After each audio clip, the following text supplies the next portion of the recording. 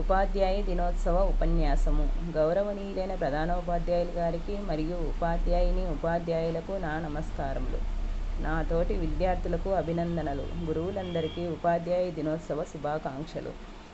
Doctor Sarvepalli Radhakrishnan గారు రాష్ట్రపతిగా ఉన్న సమయంలో కొందరు అభిమానులు ఆయనను కలిసి ప్రతి సంవత్సరం సెప్టెంబర్ 5న మీ పుట్టినరోజును ఘనంగా నిర్వహిస్తామని కోరగా, అందుకు ఆయన ఆ రోజును ఉపాధ్యాయ దినోత్సవంగా గుర్తిస్తే నేను ఎక్కువ ఆనందిస్తానని చెప్పారు.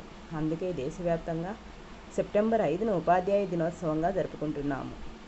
సర్వేపల్లి రాధాకృష్ణన్ గారు తిరుత్తణిలో 1888 సెప్టెంబర్ 5న ఒక పేద కుటుంబంలో జన్మించారు. తల్లి పేరు సీతమ్మ, తండ్రి పేరు వీరాస్వామి. రాధాకృష్ణన్ గారి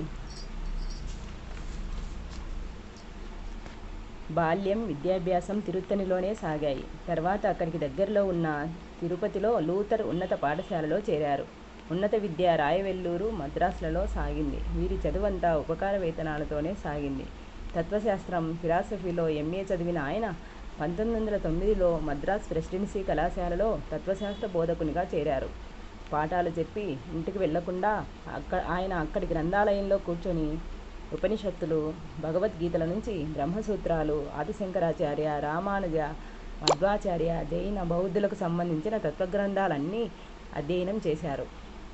పాశ్చాత్య తత్వవేత్తలైన ప్లోటినస్, బ్రాడ్లీ, బెర్ల్సన్ లాంటి వారి పుస్తకాలు కూడా చదివారు.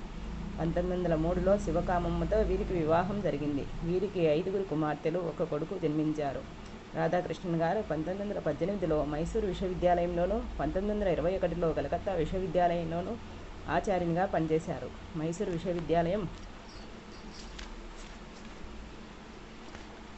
విశ్వవిద్యాలయం నుండి కలకత్తా వెళ్ళిపోతున్న వీరి శిష్యులంతా పూలతో అలంకరించిన వాహనంపై కూర్చోబెట్టి రైల్వే స్టేషన్ వరకు స్వయంగా లాగుతూ గౌరవంగా తీసుకుని వెళ్లారు. 20వ శతాబ్దపు అభినవ వ్యాసునిగా అభివర్ణింపదగిన రాధాకృష్ణన్ ఆంధ్ర యూనివర్సిటీ, బెనారస్ హిందూ యూనివర్సిటీలకు వైస్ ఛాన్సలర్గా పనిచేశారు. ఆక్స్ఫర్డ్, కేంబ్రిడ్జ్ తదితర యూనివర్సిటీలకు విజిటింగ్ ప్రొఫెసర్గా పనిచేశారు. భారత రాయబారిగా రష్యాలో పనిచేశారు. 1962 నుంచి 67 వరకు రాష్ట్రపతిగా పనిచేశారు. రాష్ట్రపతి పదవికి ముందు 1952 నుంచి 62 వరకు ఉపరాష్ట్రపతిగా పనిచేశారు. 1954లో భారతరత్న పురస్కారంతో సత్కరించబడ్డారు. రాధాకృష్ణన్ గారు కంటికి కనిపించే వేదాంతి, తత్వవేత్త మాత్రమే కాదు, మహామనీషి. ఆయన ప్రపంచానికి అందించిన తత్వజ్ఞానం అపారం.